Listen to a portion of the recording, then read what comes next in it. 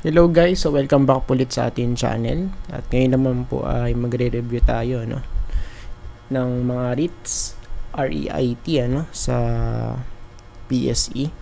And of course, don't forget to subscribe sa ating channel and paki-press na rin po yung bell button para palagi po kayong ma-update at ma-notify sa mga bagong videos na i-upload natin. And pwede po kayo mag-message or mag-comment sa mga videos natin if ever may question po kayo, or sa Twitter guys, pwede nyo ako i-follow.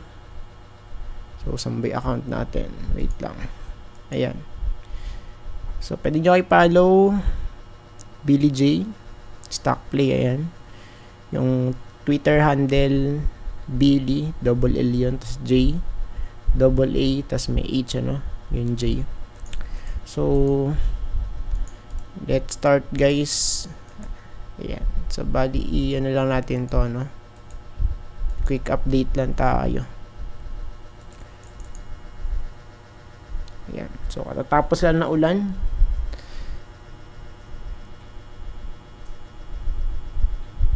So sana magtag-ulan na at super init talaga. Hirap matulog, lalo na pagka walang aircon. Hindi ka makakatulog, so unahin natin DDMPR. So let's review. So same pa rin yung kanyang itsura based sa weekly chart. So since review lang to, saka update sa weekly time frame, kaya medyo pabilis lang po itong video natin, Same lang support, sa 1.17. So as long as na nakatapak tayo dito, yung kanyang mismong candlestick dito sa weekly chart, so possible ito yung magiging bottom or unless na lang kung siya ay malaglag, diba? So still possible pa naman na malaglag, pero sana wag na, and for the meantime, ito yung magiging natin all time low, yung po na to, yung area po na to guys, and kung magrarally naman, pwede, so yung first target natin dito, major resistance nasa 1.26 or malapit sa 1.25. So dito po yun, sa area na to, so tignan natin, next REIT.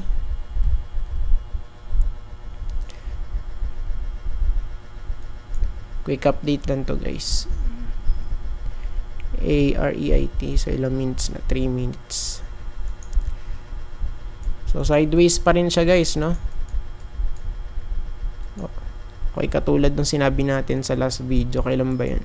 Last video natin, REIT update May 16 lang, Thursday yata to. Tama ba? Tama, Thursday yata yun. So still sideways. Titignan natin, fake out, tapos balik, support, bounce, retest, rejected, tapos medyo rally. So this time tignan natin kung magre-retest ulit, dito sa 36, kasi ito yung pinaka natin dito, pinakamalapit na major resistance for REIT.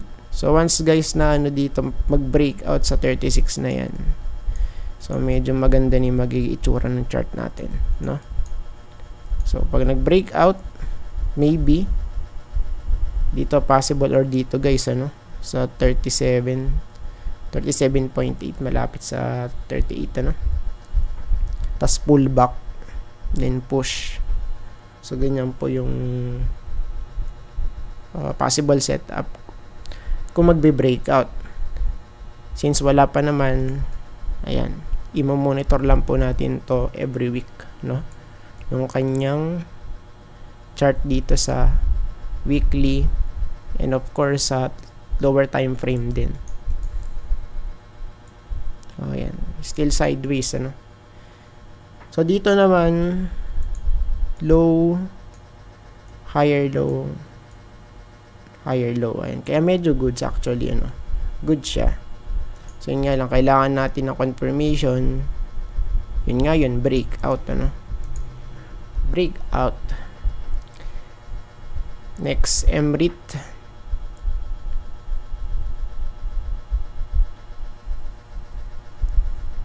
Hintayin lang natin na mag-save. Ayan. MREIT. So, pwede na. MREIT. So, baka meron po sa inyo tumatakbo sa Ayala. Sa Ayala Triangle pagkagabi. Ayan. So, nagja-jogging po ako dun every MWF, yung typical gabi, mga 6. Ay, hindi pala 6, 7 pala kasi naglalakad pa ako papunta rin. Ayan, mga 7 andun ako. Nagja-jogging ako, typical MWF. Pero pagka umulan, edi syempre postpone, Ayan. MREIT, for MREIT, same lang, walang movement, Support natin malapit dito sa 12.75. Dito, guys. Ayan. So, lower high. Okay, kung titingnan natin, meron tayo ditong pinaka trend line sa diagonal na pababa. Ayan. So, pagka nag-breakout, medyo maganda kasi pwede mag-create ng pattern to. What pattern? Ito possible ganyan Cup tapos handle, Ayan. Cup and handle. Or iba sinasabi, cup with handle pattern, Ayan. So, since wala pa naman, so possible siya ay nag-accumulate dito. Accumulation phase pwede. Like this one. Diba? Tapos nag-rally. So, ilang percent yung rally na yan? Dito. Ayan. So, nasa 18%, 19. Ayan. So, yung resistance horizontal, malapit sa 14. 14. Ayan. MREIT, tapos CREIT. CREIT.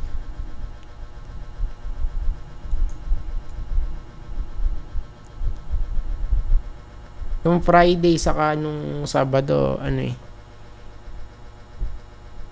hindi na natin ito na-update, Ibang video yung natin, nagawa natin, guys.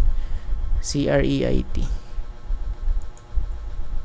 Ayan, 8 minutes. Goods lang yan. Mga 16. So, for this one, retest. Ayan, so malapit na siya rito, So, sinasabi natin. So, almost andun na actually. Malapit sa 2.9. And pagka nag-breakout, goods, So, same principle. Same setup. So, dito kasi resistance to before, diba? So, nung nag-breakout, so breakout, pullback. Okay. Or yung tinatawag na throwback, guys. Kung saan nag-breakout. Ayan. Tapos, ayan. So, breakout ulit. Then, pullback. So, this time, pagka nag-breakout ulit, possible magkakaroon ulit ng pullback yan. Ayan. So, same setup lang palagi, Ayan. So, malapit sa 2.9 yung ating dito. Resistance. Tapos, yung all-time high nasa 94. Ayan. So, malapit doon, 2.94, 2.93. Ayan. So, for CREIT, medyo, medyo maganda actually yung, niya. Yung mismo yung chart niya rito sa weekly. Ayan. Tapos, Spirit.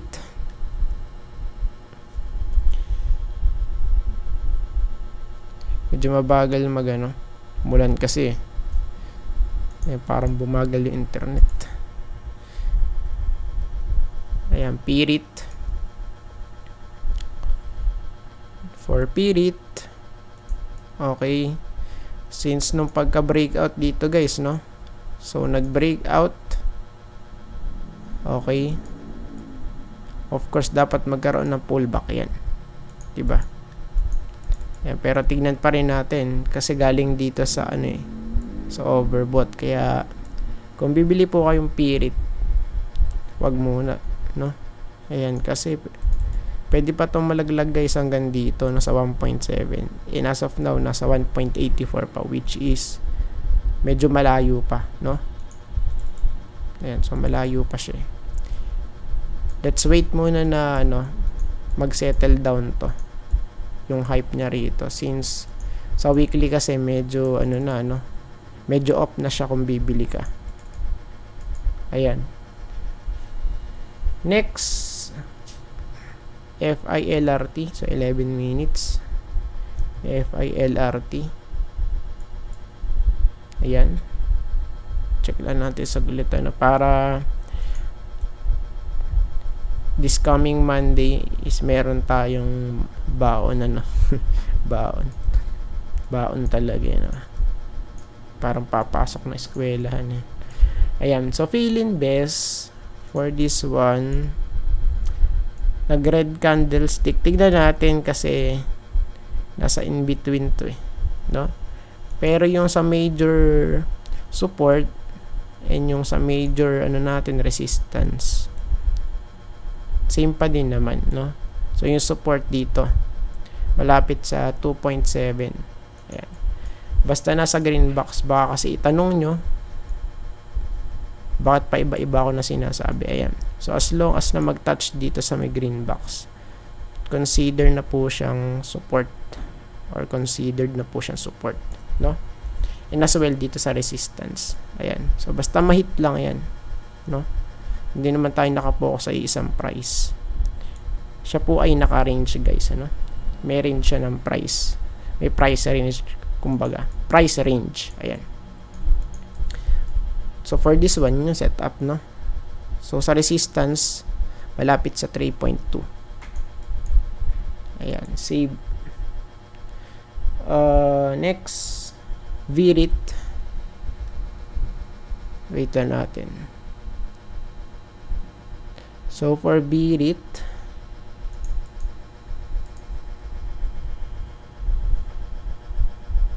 okay, so Virit naman, check lang natin ano. Ayan. So tingnan natin kung magbe-breakout, if ever na mag-breakout goods, no? So pagka breakout, so paano yung sisti diyan? So pagka nag-breakout, wait muna mag-pullback or mag-retest dito, no? Or yung tinatawag natin throwback. So kung saan nag-breakout yan, possible dun babalik, no? Ayan, for retest. So for Virit, pwede mag-breakout, then wait na mag-pullback, ano? Kung saan nag-breakout. Ayan. So medyo maganda tong ano niya, set up for Virit. Ayan, so double retest na to eh. Tapos last but not the least, 13 minutes. Okay. Let's wait muna natin ano, RCR.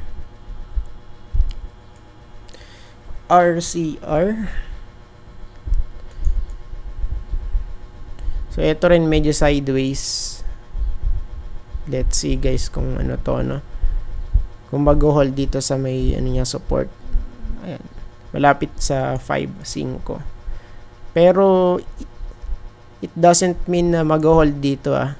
So support lang to. Major support actually. And kung di naman mag-hold, hindi mag-add tayo ng support dito. It's possible dito guys. So saan yan? 4.6. Okay, malapit dito. Ayan, sa all-time low niya, no? Dito. Ayan. So, for now, bearish. Medyo bearish pa to. Ayan, tapos pwede pang malaglag dito sa 5 kasi. So, as of now, nasa 5.09 siya, no? Ayan. So, I think tapos na po tayo, guys. At maraming salamat po sa panonood. And see you po sa next video. Bye-bye and God bless.